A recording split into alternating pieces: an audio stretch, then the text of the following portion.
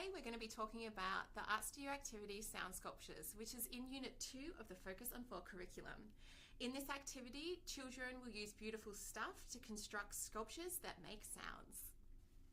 So now we're just going to talk about some of the different materials that you can use to make your sound sculptures and talk about prepping for your classroom. So the first thing that you want to start off with is a bass, something that can make a lot of booming noise. So something like a bucket or a box, or here we have a colander that you can use as well.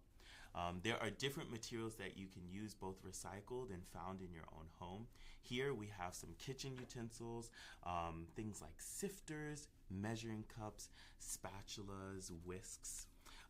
Then you also have containers that you can put different sound making materials in, like rocks or pebbles, to really give you a good, nice, shaky sound. On the other side, we also have some metal materials that you can use that will make different types of banging sounds, banging noises.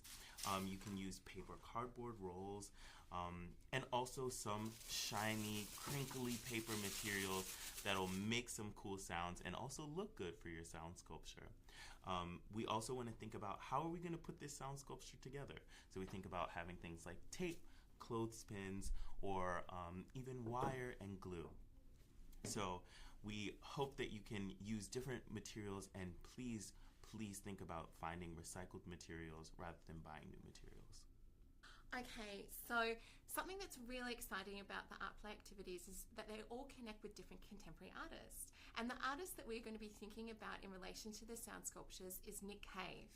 Nick Cave is an artist who was born in Missouri, and he's really interested in making different sound suits. So sound suits are sculptures that people wear on their bodies, and as they move, they make all different sorts of noises. So when you're introducing this activity during centre time, and when the kids are making and constructing, you can be showing the visual imagery of the artist, which is included in the accompanying resource, or you could even show them like a little video clip of his sound sculpture in action.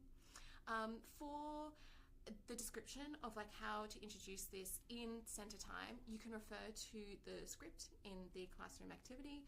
Something that's really lovely about this activity as well is that it connects with 2 different books. The first being Song in the City and the second being Tap Tap Boom. So there's some really lovely opportunities to be connecting this activity with different vocabulary and literacy development.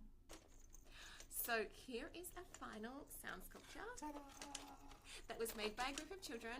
So here you can see they've got different sensory tubes which are attached to a jingly bell. They've tied it together using different tapes.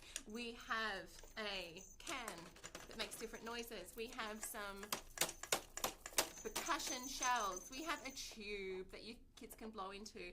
And so once the kids have constructed the sound sculpture, they can then perform it to the rest of the group. Mm-hmm. Happy making!